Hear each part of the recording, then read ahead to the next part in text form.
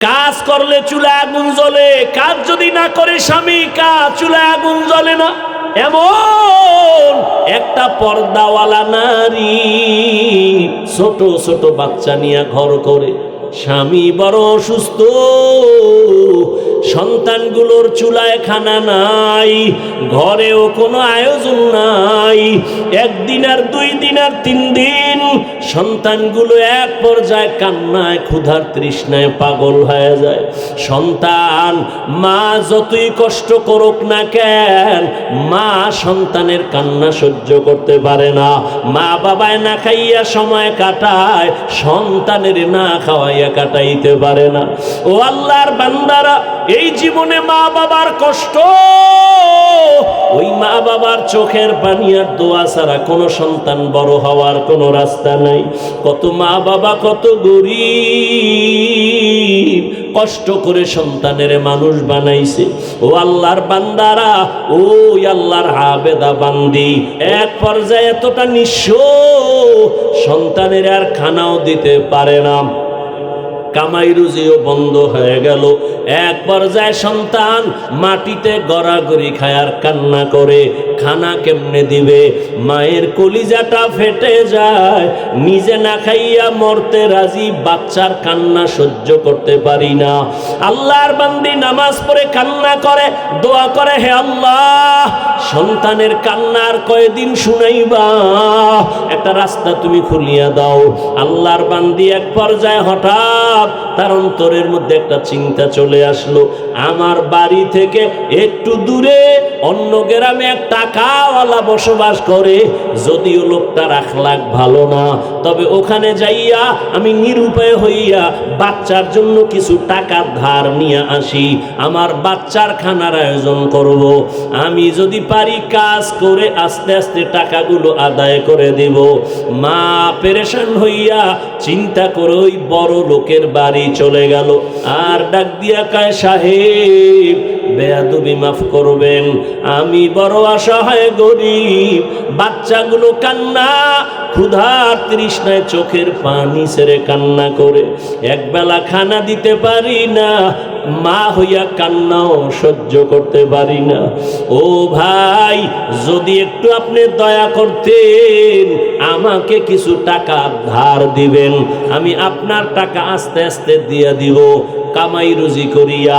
আল্লাহর বান্দা ওই যুবক ডাক দিয়া কয়, টাকা দিব, তবে আমাকে টাকা ফেরত দেওয়া লাগবে না, তবে আমার একটা শর্ত যদি মানিয়া নাও, আমি টাকার বান্ডেল দিয়ে দিব।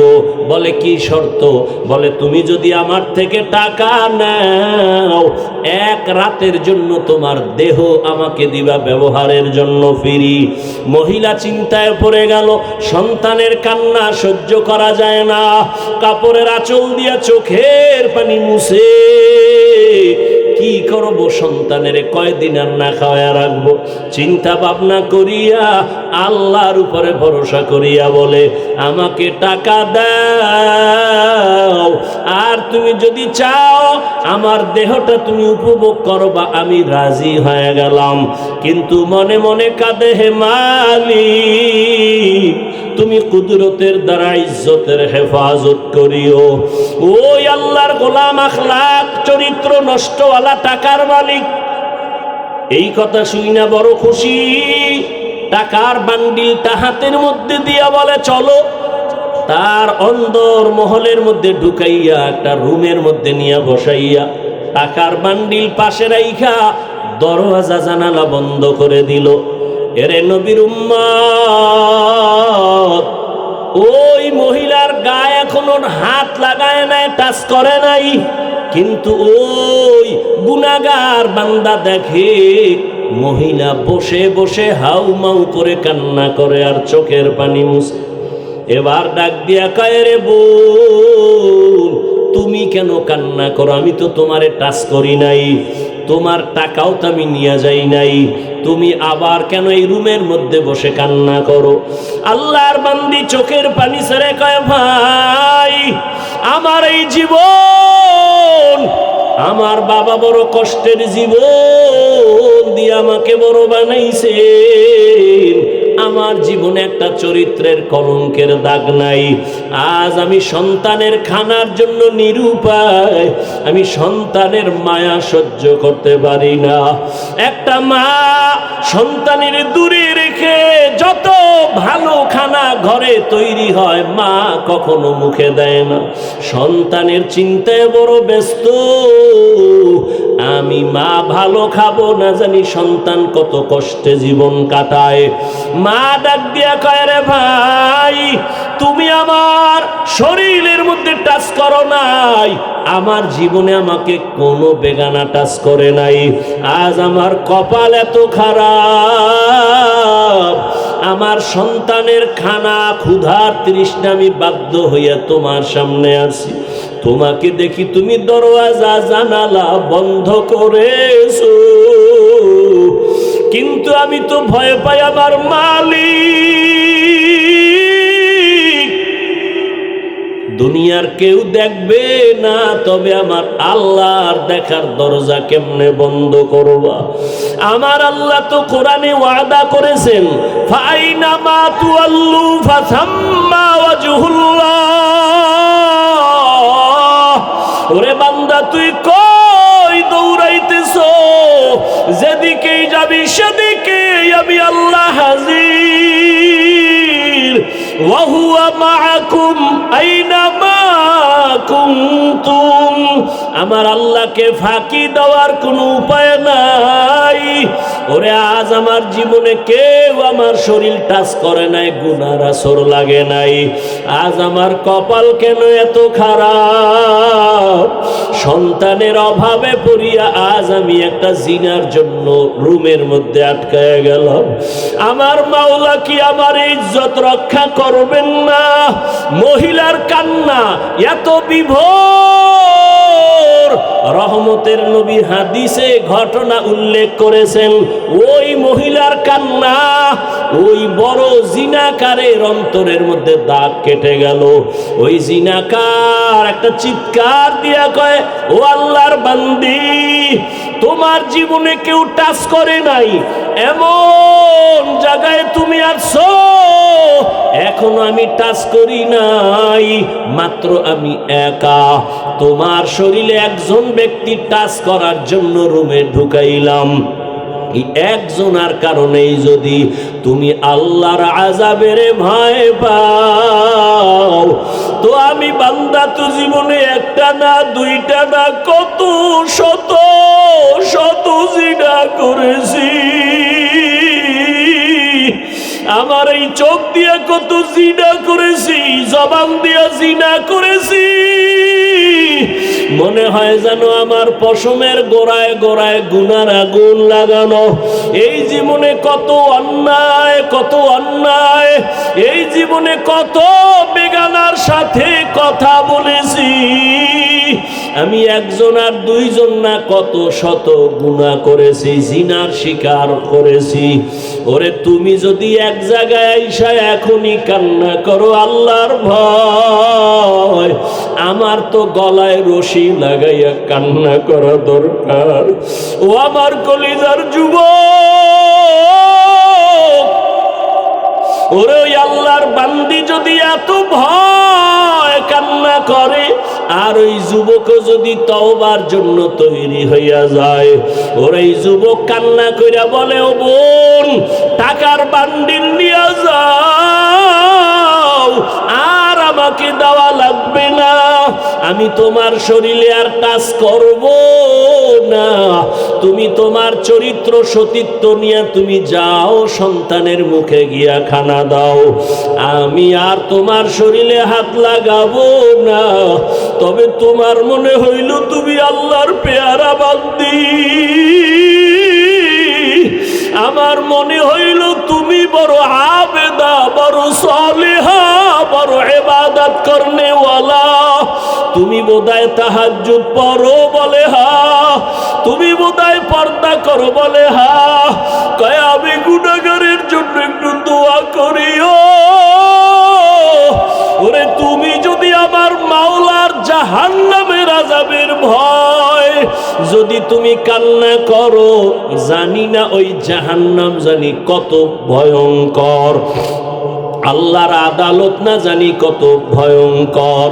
মহিলা বলে, হ্যাঁ আল্লাহর আযাব বড় ভয়ঙ্কর। কিয়ামতের ময়দানে আমার আল্লাহ সেদিন রাগ নিয়ে আওয়াজ দিবেন, লিমানিল মুলকুল ইয়াউম লিল্লাহিল ওয়াহিদিল কাহ্হার। আল্লাহ পাকের কুদরতি রাগের আওয়াজে হাসরের ময়দানটা থরথর করে কেঁপে উঠবে। ওরে গুনাহগারেরা পাগলের মতো চিল্লাইবে। নবী বলেন সব নবীরা পর্যন্ত বেকার হয়ে যাবে। আল্লাহ পাক আবার আওয়াজ দিবেন, ওয়ামতাজুল ইয়াউমা আইয়ুহাল মুজরিমুন। ও জিনাকারেরা, ও বেনামাজিরা, ও গুনাহগারেরা, আজকে আমি আল্লাহ আমার গোলামদের ডান হাতে আমলনামা দিয়া জান্নাতে পাঠাইয়া দিব। তোমরা যারা গুনাহগার, নেককারদের থেকে আলাদা হও। গুনাহগারেরা নেককারদের থেকে আলাদা হইতে চাইবে না। তখন আমার আল্লাহ আরো রাগ হইয়া এমন ভাবে কুদরতি একটা বাঁচুনি দিবে, গুনাহগারেরা জাহান্নামে চিটার মতো উড়িয়া উড়িয়া গিয়া জাহান্নামের দরজায় গিয়া দাঁড়াবে। আমার আল্লাহ আওয়াজ দিবে, রে ফেরেশতা, নেককারদেরকে ডাইন দিকে লাইনে দাঁড় করাও, আমি ডান হাতে আমলনামা দিব। আমলনামা দেওয়ার পর ডান হাতের আমলনামা যারা পাবে, এরা হাসতে হাসতে জান্নাতের মেহমানখানায় চলে যাবে। আর আল্লাহ যাদের বাম হাতে আমলনামা দিবেন, ওই আল্লাহ এমন রাগ করে বলবে, ও ফেরেশতা, এই বেনামাজি নাফরমান আমি আল্লাহর দেওয়া নেয়ামত কম ভোগ করে নাই। আমার দেওয়া পানি, আমার দেওয়া চাঁদের আলো, সূর্যের আলো, আমার দেওয়া সব নেয়ামত, ওরে আমি আল্লাহ ওরে ঘুমের থেকে না উঠাইলে কোনোদিন সজাগ হতে পারতো না। এই বান্দা আমার নেয়ামত পাওয়ার পর আমার দেওয়া চক্ষু দিয়া বেগানার দিকে তাকাইছে, আমার দেওয়া জবাল দিয়া আমি আল্লাহরে ডাকি নাই। বেগানার সাথে ঘন্টার পরে ঘন্টা গুনাহের কথা বলছে। ও ফেরেশতা, ওরে বাম হাতে আমলনামা আমি সোজা দিব না, এই গুনাহগারের বুকের মাঝে ছিদ্র করিয়া ফেলো, বুকের মাঝে ছিদ্র করিয়া বাম হাত বুকের মাঝে ঢুকাইয়া পিঠের থেকে বের করো। ফেরেশতারা আল্লাহর হুকুম পাওয়া মাত্র বুকের মাঝে ছিদ্র বানাইয়া বাম হাতটা ঢুকাইয়া পেছন দিকে বের করে ফেলবে। আমার আল্লাহ কোরআনে বলেন, আমি আল্লাহ তখন পিঠের দিকের হাতে আমলনামা দিয়া আমি আল্লাহ বলবো, ইকরা কিতাবাকা কাফা বিনাফসিকাল ইয়াউমা আলাইকা হাসিবা।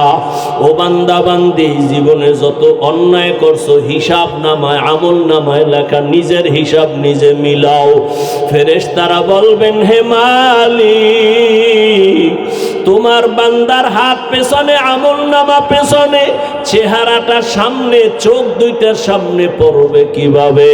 আল্লাহ আবার রাগান্বিত হইয়া বলবে, ফেরেশতা, এই গুনাহগার নাফরমানের ঘাড় ধরিয়া মোচড় দিয়া পেছন দিকে ফিরাইয়া দাও। ফেরেশতারা আল্লাহর হুকুম পাইয়া মোচড় দিয়া পেছন দিকে ফিরাইয়া এরপরে বলবে, দেখ জাহান্নামের আযাব কেমন। ওই আল্লাহর বান্দি কান্না করে, ওই বান্দির আল্লাহর আযাবের ভয় ওই জাহান্নামী যুবকের অন্তর হেদায়েতের আলো জ্বালায় দিল। ওই বান্দির কথায় পড়িয়া ওই জিনাকার যুবক বলে, আমার জন্য দোয়া করিও, আমি আর কোনোদিন জিনা করব না। এমন ভাবে তওবা করিয়া রাতের বেলা সেজদায় গিয়া কান্না শুরু করলো, আল্লাহ আমি তোমারে চিনতে পারি নাই। ও আল্লাহ, তোমার দেওয়া নিয়ামত খাইয়া কত গুনাহ করেছি, ওরে ওই কবরে আমার আজকে দুনিয়াতে টাকা পয়সা বাড়ি গাড়ির অভাব নাই, কিন্তু আজকে আমার মরণ হয়ে গেলে আমি একা, আমার ডানে মাটি বামে মাটি আর কিছুই নাই, সাদা কাফনের প্যাকেট বানাই আমারে কবরে রাখবে। এইভাবে কান্না করিয়া তওবা করে ফেললো। আর ওই আবেদা আল্লাহর বান্দি টাকা নিয়ে বাড়ি চলে গেল। ওই জাহান্নামী জিনাকার এমন ভাবে তওবা করে ফেললো, কিছুদিন অসুস্থ থাকিয়া দুনিয়া থেকে আল্লাহর বান্দা বিদায় হয়ে গেল। ওই সময় নবী হাদিসে লেখছেন, ওই সময় ভালো মানুষ যদি মারা যাইতো, তার বাড়ির দরওয়াজার মেইন গেইটে একটা লেখা উঠা থাকতো। কে লেখতো কেউ জানতো না। ভালো থাকলে লেখা থাকতো লোকটা বড় ভালো, আবার গুনাহ নিয়ে কবরে গেলে লেখা থাকতো বাড়ির গেইটে লোকটা বড় খারাপ। ওই আল্লাহর বান্দা যখন দুনিয়ার থেকে বিদায় হয়ে গেল, এলাকার সবাই বড় খুশি। একটা গুনাহগার জালেম সন্ত্রাসী চলিয়া গেল, আমরা বড় নিস্তার পেয়ে গেলাম, শান্তির জীবনে বাস করব। কিন্তু সবাই রওয়ানা, বাড়ির দরজার গেইটে কি লেখা আছে দেখব। সবাই বাড়ির গেইটে গিয়া তাকায় দেখে আরবি একটা শব্দ লেখা, হাদিসের ভাষা। নবী হাদিসে বলেন, ওই বাড়ির গেইটে গিয়া লেখা দেখে সবাই আরবিতে লেখা, কদ গফারাল্লাহু লিল কিফলি। ওই বান্দার নাম কিফলুন। ওই বান্দার কিফলি নামের বান্দার নামে আরবি লেখা, কদ গফারাল্লাহু লাকা লিল কিফল। এই লেখা দেখা মানি হলো আল্লাহর ঘোষণা, ওই বান্দা তোমার জীবনের গুনাহ মাফ হয়ে গেছে, আল্লাহ তোমাকে মাফ করে দিছে। ও কিফলি নামের বান্দা, কদ গফারাল্লাহু লাকা, কদ গফারাল্লাহু লিল কিফল। এই লেখা দেখা মানুষ পেরেশান হয়ে গেল। এলাকার চিহ্নিত জাহান্নামী গুনাহগার জিনাকার, ওর বাড়ির দরওয়াজায় এই লেখা কেন আসলো? সবাই আশ্চর্য হয়ে গেল, আল্লাহ নাকি তাকে মাফ করে দিয়েছেন। সবাই তদন্ত শুরু করলো, ব্যাপারটা কি? খুঁজতে খুঁজতে খুঁজতে খুঁজতে পাইল ওই আবেদা মহিলার ঘটনা। সবাই মহিলার বাড়ি চলে গেল, মহিলাকে আইনা ওই বাড়ির দরজায় দাঁড় করাইয়া এরপরে সব ঘটনা শুনলো। মহিলা ডাক দিয়া কয়, আমি আল্লাহর একজন গুনাহগার বান্দি, জীবনে আমার শরীর কেউ টাচ করে নাই, বেগানা, আমি চোখ দিয়া কোনো বেগানা দেখি নাই, আমি গুনাহ করি নাই। সন্তানের ক্ষুধার তৃষ্ণা মিটাইতে এই জিনাকারের বাড়ি আসছি, টাকা দেওয়ার শর্তে আমারে রাতের বেলা ব্যবহার করবে। আমাকে রুমের মধ্যে যখন ঢুকাইছে আমি কান্না শুরু করে দিছি আল্লাহর আযাবের ভয়, আল্লাহর আযাবের ভয়। আল্লাহ কোরআনে ওয়াদা করেন, যারা আমার আদালতে দাঁড়াইয়া হিসাব দেওয়ার ভয়, যারা গুনাহ থেকে নিজেকে বাঁচাবে, তওবা করবে, আল্লাহর কাছে বলবে, হে মালিক, আমার মতো গুনাহগার কেউ নাই, আজকে থেকে তওবা করলাম, আর চোখের গুনাহ করব না, জবানের গুনাহ করব না, হাতের গুনাহ করব না, অন্তরের কল্পনায় গুনাহ করব না। ও এলাকার মা বোনেরা, ও বৃদ্ধ বাবাজিরা, ও কলিজার যুবক বাবারা, একটু চিন্তা করো, গুনাহ করতে করতে যদি তুমি লাগাতার করো আর না ছাড়ো, এই গুনাহর চরিত্র তোমার সন্তানের মধ্যে চলে যাবে। সন্তানও দিন দিন খারাপ হতে থাকবে। তোমাকে দেখাইয়া গুনাহ করা লাগবে না, গোপনেও যদি গুনাহ করো সন্তানের মধ্যে ওই গুনার আসর চলিয়া যাবে। এই জন্য এখনো সময় আছে, তওবা করে নাও। ও পর্দার আড়ালের মা বোনেরা, আল্লাহর কাছে তওবা করেন। আপনার মতো কত মা কত বোন এখনো নামাজ ছাড়ে না, বেপরদায় চলে না, স্বামীর মাল নষ্ট করে না, মোবাইলে চরিত্র বিক্রি করে না। ও বাবাজিরা, ও যুবক বাবারা, এখনো কি তওবা করবা না? আল্লাহর আযাবের ভয়, হিসাব দেওয়ার ভয়, জীবনে তো গুনাহ কম করো নাই, গুনার খবর আমার মা বাবা আপনজন কেউ জানে না। আল্লাহ জানিয়াও রাগ করে সম্মানের জায়গা থেকে ফালাইয়া দেয় নাই। এখনো তওবা করো আর মনে মনে আমার আল্লাহকে ডাকো, ও দয়ার মালিক, জীবনে কত গুনাহ করেছি আমার কেউ জানে না মাওলা, তুমি জানিয়া রাগ কইরা সম্মানের জায়গা থেকে ফালাইয়া দাও নাই। ও আল্লাহ, গুনার কারণে তুমি খানা বন্ধ করো নাই, গুনার কারণে তুমি কারো সামনে ইজ্জত নষ্ট করো নাই। আজকে থেকে তওবা করলাম, আর গুনাহ করব না। দুনিয়াতে একটা বেতের বাড়ি সইতে পারি না, একটা মশার কামড় সইতে পারি না। ওরে গুনাহ নিয়ে কবরে গেলে জাহান্নামের গরম, ওই কবরে মাটির চাপ, সাপ বিচ্ছুর কামড় কেমনে সহ্য করবা? তওবা করার মতো যদি কারো অন্তর তৈরি হয়, গুনার কারণে দিলটা পাথর, চোখে পানি নাই, অথচ আল্লাহ কোরআনে বলেন সুম্মা কাসাত কুলুবুকুম মিন বাদি যালিকা ফাহিয়া কাল হিজারা আও আশাদ্দু কাসওয়া ওয়া ইন্না মিনাল হিজারাতি লামা ইয়াতাফাজ্জারু মিনহুল আনহার ওয়া ইন্না মিনহা লামা ইয়াশাক্কাকু ফায়াখরুজু মিনহুল মা ওয়া ইন্না মিনহা লামা ইয়াহবিতু মিন খাশিয়াতিল্লাহ ওয়া মাল্লাহু বিগাফিলিন আম্মা তা'মালুন। আল্লাহ কোরআনে বলে, ও মানুষ, তোদের কলব কেন এত শক্ত? পাথরের থেকেও কি শক্ত হয়ে গেল? অথচ জাহান্নামের আযাবের ভয়, কত পাথর কান্না করে ঝর্ণা ধারা প্রবাহিত করেছে, ওই যে পাথরগুলো পানি ফেলে ঝর্ণার মতো। আল্লাহ কোরআনে বলে ওরা পানি ফেলে না, জাহান্নামের আযাবের ভয় কান্না করে। কিছু পাথর আছে টপ টপ করে পানি ফালায় আর কাঁদে, আবার কিছু পাথর আছে জাহান্নামের ভয়ে ফেটে যায়, এক জায়গা থেকে আর এক জায়গায় পড়ে যায়। আল্লাহ কয়, ও মানুষ, এত খারাপ কেন? তোমার কলব কি পাথরের থেকেও শক্ত? পাথর যদি জাহান্নামের ভয় কান্না করে, তোমার চোখে কেন পানি আসবে না? ও আল্লাহর বান্দারা, 2 ফোঁটা চোখের পানি পাঠাও। ওই মা বাবার জন্য 2 ফোঁটা চোখের পানি ফেলো।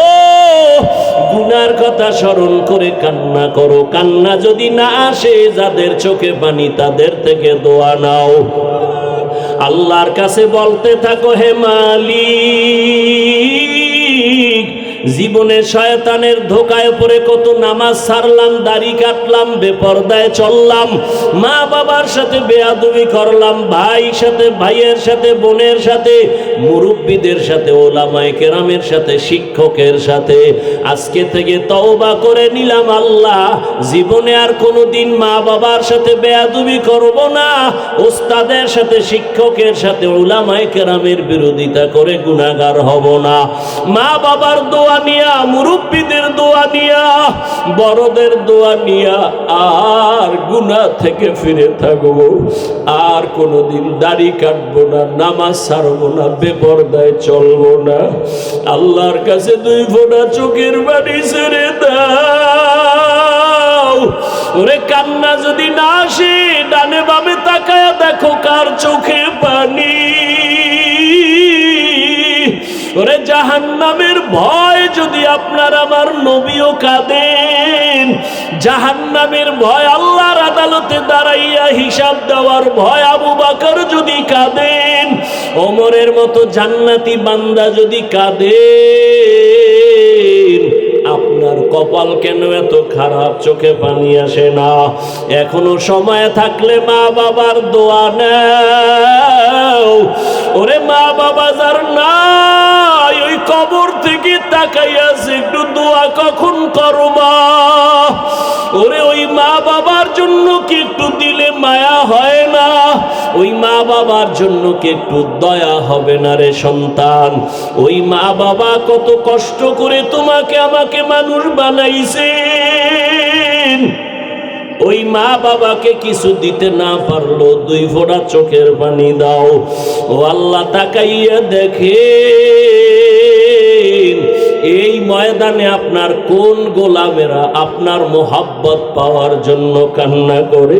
আয় আল্লাহ, এই শীতের মধ্যে কেউ টাকার জন্য কাঁদে না, বাড়ির জন্য কাঁদে না।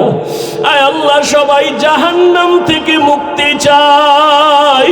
আয় আল্লাহ, শয়তানের ধোঁকায় গুনাহ করিয়া কাঁদে, আর গুনাহ করবে না। আয় আল্লাহ, আমাদের মাফ করে দেন। খাঁটি তওবাওয়ালা জিন্দেগি আমাদের দান করেন। গুনাহের প্রতি ঘৃণা জমায়া দেন। আয় আল্লাহ, গুনাহের প্রতি ঘৃণা জমায়া দেন। নবীজির সুন্নাতওয়ালা জিন্দেগি আমাদের দান করেন, আমিন। ও স্কুল কলেজের ছাত্র, ও মাদ্রাসার ছাত্র বাবারা, জ্ঞান যখন তোমার ভেতরে ঢুকবে, বিদায় হবে না, হবে না, হবে না ফাইনাল। তবে ভয়, কখনো কখনো এলেমটাও চলে যাবে। কেন? দুইটা বেয়াদবি করলে। কয় কি? এক নাম্বার, এলেমের সাথে যদি বেয়াদবি করো এলেম থাকবে না। দুই, এলেম যারা শিখায় এই এলেম ওয়ালাদের সাথে যদি শিক্ষকের সাথে বেয়াদবি করো তো এলেম তোমার মধ্যে থাকবে না। তুমি একদিন দেখবা অনেক বড় আলেম, এক সময় দেখবা তোমার জেহেনের মধ্যে কোনো আয়াত নাই, কোনো এলেম নাই। বড় কঠিন কথা। ও আমার ছাত্র বাবারা, আমরা জীবনে মাদ্রাসায় পড়েছি। জীবনে ছোটবেলা থেকে আমার বাবা কোনোদিন একটা ফুল প্যান্ট, কেন হাফ প্যান্টও পরার নাই, লুঙ্গি আর পাজামা পরছি, আর এই গোল জামা বড়টাই পরছি, কানি ফারাও পরি নাই। কিন্তু একটা বাংলা লেখা পাইলে ওই কাগজটা সম্মান করে সম্মানের জায়গায় রাখি। আর ও ছাত্র বাবারা, ওই বাংলা পৃষ্ঠার বইয়ের পৃষ্ঠা ছিঁড়া তুমি জোতার মধ্যে ঢুকাইয়া পরীক্ষার হলে যাও নকল করার জন্য। যেই বিদ্যা দিয়া তুমি এখন শিক্ষিত, সেই বিদ্যার পৃষ্ঠা তুমি ছিঁড়ে চুরি করে নকল করেছো, তাহলে তোমার রেজাল্ট কি? ছাত্র জীবনে বিদ্যা চোর, চেয়ারে বসলে হবে সরকারের টাকা চোর। এলমেরা এজাজু করদন বেহিসাব, খলকেরা দাদন জওয়াবে বাসওয়াব। টাকাওয়ালার টাকা আজ আছে, কাল থাকবে না। এলেমওয়ালার এলেম সিনায় ঢুকবে, বিদায় হবে না। তবে বিদায় হতে পারে না, পারে না। শিক্ষকের সাথে বেয়াদবি করলে এলেম থাকে না। হযরত আলী বলেন, আমাকে একটা অক্ষর যিনি শিখাইছেন তার মূল্য কত? মান আল্লামানি হারফান ইনশাআ বাআ ওয়া ইনশাআ আতাকা।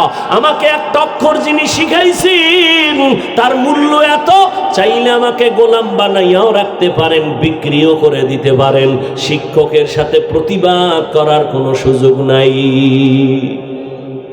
দুই নাম্বার ব্যবধান, আমি টাকা পাইয়া খুশি না, এলেম পেয়ে খুশি। কেন? টাকাওয়ালার বয়স যত বাড়ে, টাকা যত বাড়ে তত দুশ্মন বাড়ে, আর এলেমওয়ালার যত এলেম বাড়ে তত বন্ধু বাড়ে। ঠিক না? টাকাওয়ালার যত টাকা বাড়ে তত দুশ্মন বাড়ে। নিজের বউ দুশ্মন, নিজের মাইয়া ফলা দুশ্মন। কি এই নজির বাংলাদেশে নাই? বাবার টাকা পায় না, দেয় না। টাকা নেওয়ার জন্য বাবার গলায় ছুরি ধরছে সন্তান, মাকে মেরে ফেলেছে সন্তান, টাকা দাও। এই জন্য টাকাওয়ালার যত টাকা বাড়ে দুশ্মন বাড়ে, এলেমওয়ালার যত এলেম বাড়ে তত বন্ধু বাড়ে। তিন নাম্বার, টাকাওয়ালা যত বয়স বাড়ে তত সবার ঘৃণা বাড়ে, আর এলেমওয়ালার যত বয়স বাড়ে সবার মোহব্বত বাড়ে। ঠিক না? টাকাওয়ালা বুড়ো হয়ে গেছে, ছেলেও কয় মরে না কেন, তাই তো টাকা আমি পাই। মেয়েও বলে মরে না কেন। গোপনে ইমাম সাহেব রেখে একটা জালালি খতম লাগাও, বাবা যেন তাড়াতাড়ি খতমে মরে। টাকা পয়সা সব আমি বাতাসে উড়াবো। আর ইলমওয়ালা যত বুড়া হয়, বড় বড় বড় বড় মুহাদ্দিস সাহেবরা লাইনে দাঁড়ায় বড় আল্লাহওয়ালার জুতা সোজা করার জন্য। হযরত আলীর আল্লাহ এত জ্ঞান দান করেছেন, নবী নাই, আবু বকর নাই, খেলাফতের চেয়ারে এখন কে আছেন? ওমর। রহমতের নবী গেলেন, চলে আসলেন আবু বকর, আবু বকর চলে গেলেন, আসলেন কে? ওমর। চেয়ারের মধ্যে বসা, ক্ষমতার মসনদে বসা, পাশে হযরত আলী। হঠাৎ একদিনের ঘটনা, সামনে আদালতে একজন মহিলা আইসা দাঁড়ায় গেল, ডাক দিয়া কয়, খলিফাতুল মুসলিমিন। ওমরের তো বুঝেন কেমন বেডা, যে শয়তান দেখলে দৌড়। যেই শয়তান আল্লাহর সাথে চ্যালেঞ্জ দিল, সেই শয়তান ওমরের দেখলে ভালায় যায়। কি পাওয়ার ওমরের! কথার আগে তরবারি রেডি। ওমরের আদালতে দাঁড়াইছে এক মহিলা, দাঁড়াইয়া বলে, খলিফাতুল মুসলিমিন, আমার বিচার করেন, আমি অপরাধী। ওমরের পাশে কে আছেন বলেন? হযরত আলী।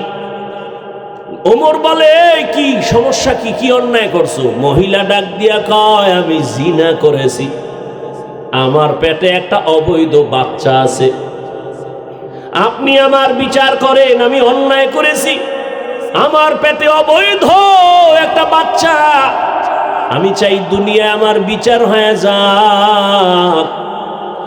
এই অপরাধে আমি আল্লাহর আদালতের আসামির কাঠগড়ায় দাঁড়াতে চাই না। দুনিয়ার বিচার সহ্য করা যাবে, হাসরের বিচার সহ্য করা যাবে না। ওমর কয়, এত বড় অপরাধী জল্লাদ, তরবারি কই? আলী তাকায় দেখে যে এখন মাইরেই ফেলাইব। হযরত আলী খলিফাতুল মুসলিমিন ওমরকে বললেন, ওই যে নবী দোয়া করছে, আলীর জ্ঞান বাড়ায় দাও, আলী আমার এলেমের দরজা। খলিফাতুল মুসলিমিন করেন কি? কয়, ওরে জবাই করুন। একটু থামেন। কেন? কয়, খলিফাতুল মুসলিমিন, এখন ওই মহিলাটাকে যদি হত্যার আদেশ দেন, মহিলা অন্যায় করেছে ঠিক আছে, কিন্তু গর্ভের বাচ্চার কি কোনো অন্যায় আছে? কয় নাই। তাহলে বাচ্চার উপরে বেইনসাফি হবে না? ওমরের মাথা ঘুরে গেছে। আলী, ফয়সালাটা আপনিই করেন। হযরত আলী বললেন, এই আম্মাজান, দিব্যি আরামে নিশ্চিন্তে আপনি বাড়ি চলে যান, বাড়ি যাইয়া আরামে খাবেন আর ঘুমাবেন। দীর্ঘদিন আপনি সন্তান রুষ্টপুষ্ট করার জন্য খানা খাবেন, সন্তান যখন দুনিয়াতে আসবে লালন পালন করে বড় বানাবেন। এক পর্যায়ে সন্তান যখন নিজের পায়ে দাঁড়াবে, এই গর্ভের সন্তান নিজের কদমে যখন চলা শিখবে, জ্ঞান হবে, ওই সময় আপনি আসবেন আদালতে, তখন আপনার একার বিচার করা হবে, সন্তানের উপরে কোনো জুলুম করা হবে না। ওমর ডাক দিয়ে কয়, লাউলা আলিয়ুন লাহালাকা ওমর, আল্লাহর কসম, আজকে যদি আলী তুমি না থাকতা আমার পার্শ্বে, আমি যেই ফয়সালা দিছিলাম আমার এটাই জাহান্নামের কারণ হয়ে যেত। আলী তোমার দোয়া কাজে লাগছে, রাসূল দোয়া করেছে, তুমি ইলমের দরওয়াজা, আজ সেটা প্রমাণ হয়ে গেল। ইলমের সম্মান, ইলমওয়ালার সম্মান।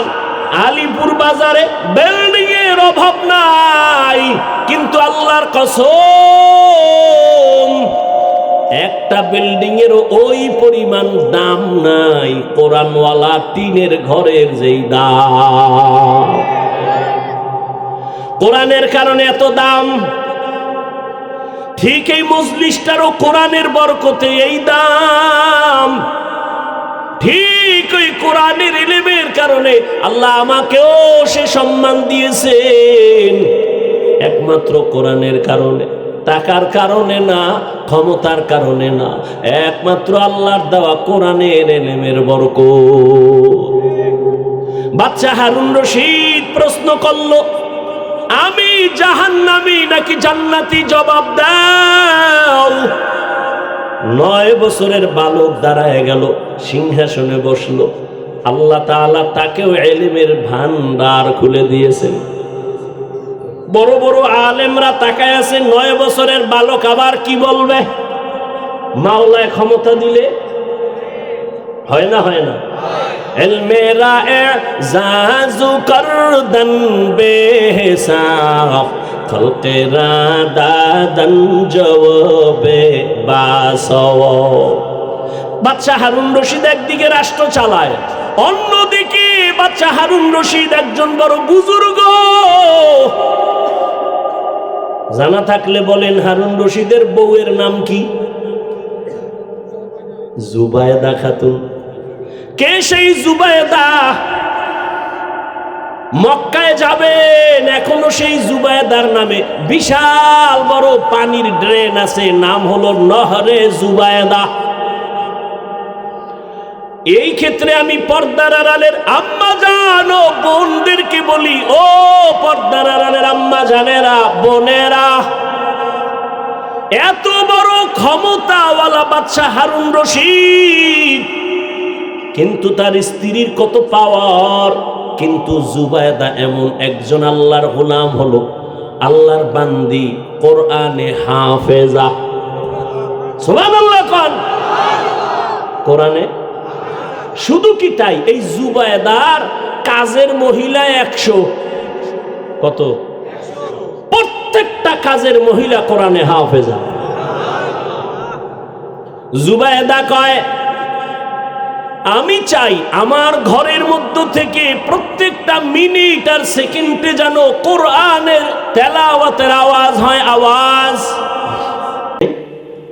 মহিলা 100 জন কাজের বাক করে দিছে, এই তুমি আধা ঘন্টা তেলাওয়াত করবা, এরপরে কাজে নামবা। আবার এই মহিলা তুমি তেলাওয়াত শুরু করবা, তুমি আবার 1 ঘন্টা তেলাওয়াত করে কাজে নামো। এইভাবে 24টা ঘন্টা জুবায়েদা খাতুন কাজের মহিলাকে রেডি করে দিছে যে কোনো না কোনো মুহূর্ত যেন কোরআন তেলাওয়াত ছাড়া আমার ঘরের মধ্যে আওয়াজ না হয়। কেমন জুবায়েদা! আর আমগো ঘরের আম্মাজান বোনদের কাজের লোকের কি হালাত! কত কপাল পোড়া আমরা! ঘরের মধ্যে কোরআন শরীফ আছে, কিন্তু কোন কপাল পোড়া এমনও আছে 20 বছর হইছে একটা দিন খুইলাও দেখলো না যে কোরআনটা কেমন। এত বয়ান করে হুজুরেরা, দেখি ভিতরটা কেমন। ওরে কোরআন তো এমন একটা কিতাব যেটা খুইলা শুধু তাকায় দেখলেও সওয়াব। ওই যে একটু আগে বলছি বাইতুল্লাহ দেখলে ঠিক কোরআন দেখো সওয়াব। নবী বলেন, কোরআনের উপরে আঙ্গুল দিয়ে টেনে টেনে তাকাইয়া তাকাইয়া যদি কোরআন তেলাওয়াত করো, চোখের পাওয়ার কোনোদিন নষ্ট হবে না। আল্লাহর কোরআন এত মজার, যার কণ্ঠ যত সুন্দর তার তেলাওয়াত তত। দুনিয়াতে কত কথা শুনি, কবিতা শুনি, 1 বার 2 বার 3 বারের বেশি ভালো লাগে না। আর আমার আল্লাহর কোরআন যত শুনি ততই অন্তরে চুম্বুকের মতো টানে। কথা ঠিক নি? কিন্তু কপাল বড় খারাপ, ওই কোরআন পড়ানোর জন্য বাবারও ফিকির নাই, মায়েরও ফিকির নাই। এরে আল্লাহর বান্দা, নিজে আলেম হতে পারলেন না, একটা সন্তানকে কোরআন পড়ায়ও যদি বাসায় আসলে শুনতেন, ও বাবা একটু কোরআন তেলাওয়াত কর, সূরা ইয়াসিনটা তেলাওয়াত কর। যেই ঘরে ফজরের নামাজের পরে কোরআন তেলাওয়াত হবে, সূরা ইয়াসিন তেলাওয়াত হবে, ওই ঘরের মধ্যে আমার আল্লাহ ফেরেশতা দিয়া পুরা বাড়ি পাহারা দিবে। জুবায়েদা স্বপ্ন দেখছে, বাইতুল্লাহর সামনে দাঁড়াই আছে জুবায়েদা। কেমনে দেখছে? স্বপ্নে। খুব খেয়াল করেন, জুবায়েদা খাতুন স্বপ্নে দেখে বাইতুল্লাহর সামনে দাঁড়ানো, আর সারা দেশের মানুষ আইসা জুবায়েদার সাথে অপকর্ম করে, জেনা করে। এটা খারাপ না ভালো? খারাপ দেখছে, তাই তো? স্বপ্নের ব্যাখ্যাকারী আব্দুল্লাহ ইবনে সিরিন রাহমাহুল্লাহ তার কাছে গেছে, লোক পাঠিয়ে দিছে, যাও এই খাদেমা স্বপ্নের ব্যাখ্যা নিয়ে আসো। আমি বাইতুল্লাহর সামনে দাঁড়ানো, মানুষগুলো এসে আমার সাথে অপকর্ম করে, জিনা করে। তবে স্বপ্নের ব্যাখ্যা নিতে গিয়ে আমি জুবায়দার নাম কইবা না, কইবা একজনে দেখছে, গিয়েছে খাদেমা, যায় বলে এক বড় ব্যক্তি স্বপ্ন দেখেছে, মহিলা বাইতুল্লাহর সামনে দাঁড়ানো, আর সারা দেশের মানুষ এসে তার সাথে জিনা করে। স্বপ্নের ব্যাখ্যাকারী কয় কে দেখছে, নাম কও, কয় বলা যাবে না, কয় ব্যাখ্যাও দেওয়া যাবে না, কারণ ব্যক্তি হিসাবে স্বপ্নের ব্যাখ্যা হবে ব্যক্তি বুঝা স্বপ্নের ব্যাখ্যা। একজনে স্বপ্ন দেখছে যে নবীজি সামনে পিছনে আর হে সামনে ইমাম হয়ে আছে। এটা তো শরীয়তে হারাম, রসুলের সামনে ইমামতি করা কি হারাম। হে তো খুশি, রসুল আমার পিছে নামাজ পড়ে আর আমি ইমাম, খুশি কি? ছেলে কয় হুজুর স্বপ্নের ব্যাখ্যা তো আর সবাই পারে না। সুলাইমান নবীরে আল্লাহ দিছিলেন, ইউসুফ নবীরে স্বপ্নের ব্যাখ্যার ইলম দিছিলেন, এটা আলাদা ফান, আলাদা ইলম। ছেলে যায় আমার আব্বু স্বপ্ন দেখছে একজন ব্যাখ্যাকারীর কাছে, কি কয় নবী পিছে মুক্তাদি আর আমার আব্বাই কি, কথা কয় না, খুশি কি? স্বপ্নের ব্যাখ্যাকারী কয় তাড়াতাড়ি কাফনের কাপড় কিন, তোর বাপে লাশ হয়ে গেছে, তোর বাপে লাশ। কারণ রসুলের ইমামতির সামনে কেউ থাকলে সেটা লাশ থাকতে পারে, জিন্দা কেউ থাকতে পারে না। তুই তো তোর বাহির ইমামতি দেও না, লাশ দেখছো, তাড়াতাড়ি কাফন কিন। তাই হয়ে গেছে, রসুলের সামনে যায় কে, লাশ, এছাড়া যাওয়ার জিন্দা কারো অধিকার। বাইতুল মুকাদ্দাসে মেরাজের রাতে রসুল হাজির, সব নবীরাও সেখানে হাজির। আদম নবী কয় আজকের ইমামতি আমি করলে তো আমার জীবন ধন্য, সবাই চায় করবে। আল্লাহ কয় আমার রসুলের সামনে কারো ইমামতি চলবে না, রসুলকে সামনে আগায়া দাও। সেদিন থেকে রসুল শুধু ইমাম না, ইমামুল মুরসালিন।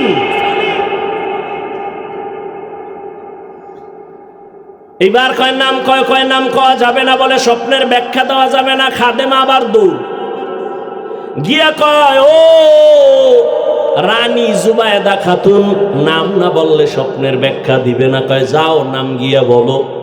এবার নাম কইছে জুবায়দা, কপাল খুললে গেছে। জুবায়দা দেখছে, কয় হ্যাঁ। জুবায়দারে গিয়া জানাই ও জুবায়দা মক্কায় এমন কিছু কাজ করবে মানুষের উপকারে, আর সারা দুনিয়ার মানুষ জুবায়দার উপকার গ্রহণ করবে। এই জুবায়দা স্বামী সরকার, দেশের দায়িত্ব, 1 টাকাও সরকারি খরচ না করে জুবায়দা নিজের টাকা ব্যয় করে মক্কা নগরীতে পানি পায় না মানুষ, পাইপ নাই, কেমনে পানি নিবে? নহর কেটে, ড্রেন কেটে নহরে জুবায়দা নামের পানির নহর করলো। এখনো সেই নহর, দেওয়াল করা নহরে জুবায়দা, পানির ড্রেন, এখনো সেই দেওয়াল আছে। সারা দুনিয়াবাসী উপকার পাইছে না পায় নাই? দেখছেন স্বপ্ন দেখছে কি, ব্যাখ্যা কি? আর এই স্বপ্ন দেখছে, ব্যাখ্যা হবে না কেন? যেই জুবায়দা নিজে কোরআনে হাফেজা, 100 কাজের নারী হাফেজা, 24 ঘন্টা জুবায়দা খাতুনের ঘরে কোরআনের তেলাওয়াত। আর আমগো ঘরে ও বাবারা, আপনিও সারা রাত মোবাইলের হক আদায় করেন। কয় হ্যাঁ, কিয়ামতের দিন যদি এই উসিলায় মাওলায় মাফ করে। বউয়ের হক আদায় করতে পারি না, মাইয়ার হক পারি না, ছেলের হক পারি না, মোবাইলের হক আদায় করতে কোনো টেনশন নাই। সেদিন এক চোরা আমার কান্দে হাত দিয়ে একটা ছবি তুলতে আইছে, কয় হুজুর একটা সেলফি যদি আল্লাহ উসিলায় মাফ করে। পাগল, ছবি তোলার জন্য সরকারি প্রয়োজন ছাড়া, মদিনার অর্ডার ছাড়া ভিন্ন কোনো কারণে ছবি তোলা 1000 কোটি বার হারাম, কবিরা গুনাহ। বাথরুম দা বাইর হইছি, দেই হ্যাঁ একজনে খাড়াই রইছি। আমি কি তুই ভিতরে আইলি না কেন? তোর এত শখ ছবি তোলা?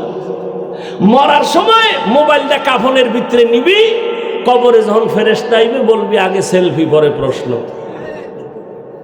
মোবাইল লিয়া মর। ঘরে ঘরে ঘরে ঘরে এই মোবাইলে সারা রাত কবিরা গুনাহ কবিরা গুনাহ। স্বামী আর স্ত্রীর মধ্যে দূরত্ব কেমনে যে বুঝাই রে যুবক। এই মোবাইল কথা কয় না। স্বামী আর স্ত্রীর মাঝে দ্বন্দ্ব এই মোবাইল, মা বাবা সন্তানের মাঝে দূরত্ব এই মোবাইল, ছাত্র শিক্ষকের মাঝে দূরত্ব মোবাইল। মা ছাড়তে রাজি, মোবাইল ছাড়তে রাজি না। ভাই ছাড়বে, বাপ ছাড়বে, টাকা ছাড়বে, বাড়ি ছাড়বে, মোবাইল ছাড়বে না। এই জন্য আল্লাহর কাছে বারবার দোয়া করি, হে আল্লাহ মোবাইলের গুনাহ থেকে তুমি আমাদের পরিত্রাণ দান করো। আমি যে ফেসবুক চালাই না, কি হয়েছে? এই পুরুষে আমরা শুনছি ছোটবেলা, পুরুষ জিদ করলে বাদশা হয়, বাদশা। মহিলাগণ আর কর দরকার নেই। পুরুষে জিদ করলে, রাগ করলে কি হয়, আর মহিলারা কি হয় ওটা আর দরকার নাই। কয় তো জিদ করতে পারো না যে জীবনে মোবাইলে আর চালাবো না, ফেসবুক দেখবো না, বেগানা নারী দেখি কি হয়। আল্লাহ এই মোবাইলের গুনাহ থেকে আমাদেরকে হেফাজত করে। অনেক কষ্ট হইতেছে, আরে ভাই আমার তো হইতেছে, তারপরও আপনাদের দোয়ার জন্য চালাচ্ছি। পৃথিবীতে কথা বলার মতো কষ্টের কোনো আর কাজ নাই। তাও যদি টাইম মতো ঘুম না হয়, বা কুত্তার মতো সারা দেশে দৌড়। এরপরে এক লাইনের মানুষ হইলে বোঝা যায় চোখ বন্ধ করে একটা টান দিয়ে গেছি। মানুষ যদি হরেক লাইনের এক এক মেজাজের এক একজন, কথা ঠিক না? গরম কথা কইলে কয় হুজুরের ইমান বেশি গরম, এখন যাব না। ঠান্ডা ওয়াজ করলে কয় পরের বাড়ি খাইয়া ইমানের ভাওয়ার শেষ। কি শব্দ হুজুর গো, কয় ভাই দাওয়াত কা আলহামদুলিল্লাহ, কয় আমনের বাড়ি, কয় নাউজুবিল্লাহ। ভাইরা আমার,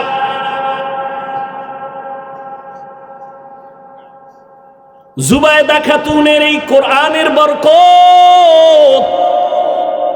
এইবার 9 বছরের বালক, মনে আছে? সিংহাসনের মধ্যে বসে আছেন। এবার বাচ্চা ডাক দিয়া কয়, ও বাচ্চা হারুন রশিদ। আবার বলেন, হারুন রশিদ তো এমন জ্ঞানী। রাস্তা দিয়া যাইতেছে, দেখে এক বুড়া, এই বুড়ারা ঘুমাইতেছেন। জীবনে তো কম ঘুমান নাই। আর বাঙালিতে এখন রাত্রে ঘুমায় না। ওই যে একটু আগে বললাম, সারা রাত মোবাইলের হক আদায় করে ঘুমায় সকালে।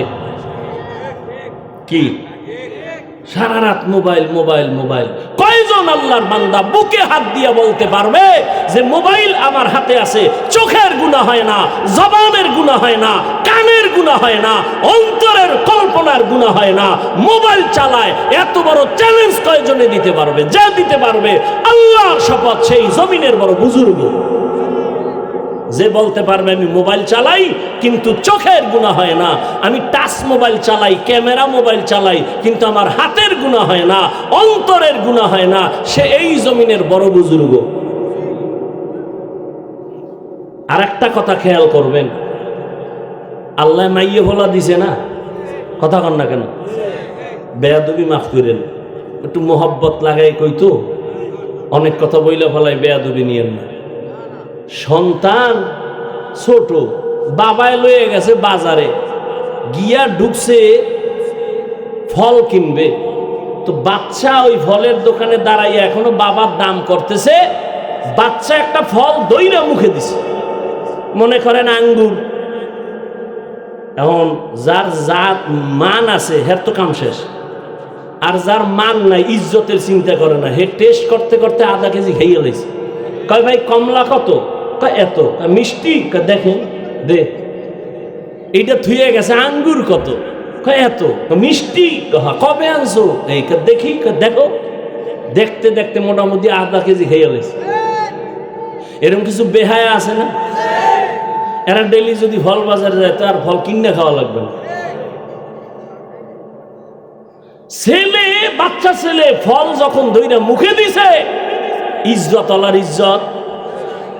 ফল থুইয়া বাচ্চার হাতটা ধরে ডাইরেক্ট বাসায় দৌড়, ঘরে ঢুইকা বিবি রেখা, এই বিবি আমার ইজ্জত শেষ। কেন? ফলের দোকানে সন্তান হঠাৎ করে একটা আঙ্গুর মুখে দিয়ে ফেলাইছে। বলো জীবনে আকাম তুমি করছো? বউ কয় না, আমি তো কোনোদিন কারো জিনিস ধইরা খাই নাই। স্বামী বলো তুমি করছো? স্বামী বলে আল্লাহর কসম আমি কোনোদিন অন্যের জিনিস ধরি নাই।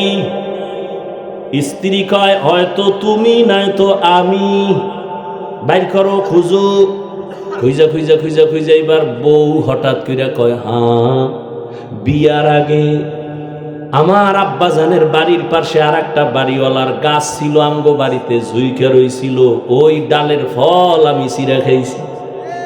বুঝেননি? বুঝেননি? গাছ ভালো হলে ফল কি হবে? একটা বাবা চিন্তা করে না যে আমি যদি চরিত্র নষ্ট করি তো আমার সন্তানের মধ্যে অটোমেটিক সে চরিত্র চলে যাবে। আপনার চরিত্র আলা সন্তানের শিখান লাগবে না, অটো চলে যাবে। বুঝেন নাই? ফ্রি মাইন্ড আর ডোন্ট মাইন্ড। বউ স্বামীর নাম ধরে ডাকে, স্বামীও বউরে নাম ধরে ডাকে। বউরে ডাকে এই বেবি ওয়েলকাম। বেবিও স্বামীরে ডাকে হৃদয়, ফানি দাও। আল্লাহ দিছে সন্তান, কেউ ভাই নাম ধরে ডাকেন কেন? কয় ডোন্ট মাইন্ড, ফ্রি মাইন্ড। তো সন্তান বড় হইয়া দেহে, এ কয় বেবি, হে কয় সাগর, হে কয় হৃদয়। এখন বাচ্চাও শিখছে ডাক দিয়ে, হে বেবি ভাব দে। কিছুদিন পর কয় হৃদয় টাকা দে। আচ্ছা 2 দিন শোনা যায় সন্তান খুবই আব্বু আম্মু এটি কয় না, মাথা গরম। এবার রায়বারে গেছে ধইরা, ভাই সন্তান আল্লাহ দিছে, মান সম্মান শেষ, জুতার বাড়ি খাওয়া বাকি। সন্তান নাম দইরা ডাকে, মাইনসি শুনলে তো জুতা দিবে। কি করা যায়? কয় বুদ্ধি একটাই, সন্তানের মাঝখানে বসাইয়া তুমি বউরে কবা একবার আম্মু, বউ তোমারে কইবে একবার আব্বু। এইভাবে প্র্যাকটিস করো তো সন্তানও শিখবে আম্মু আম্মু, নাইলে এছাড়া আর কোনো উপায় নাই। ফ্রি মাইন্ডের কপাল।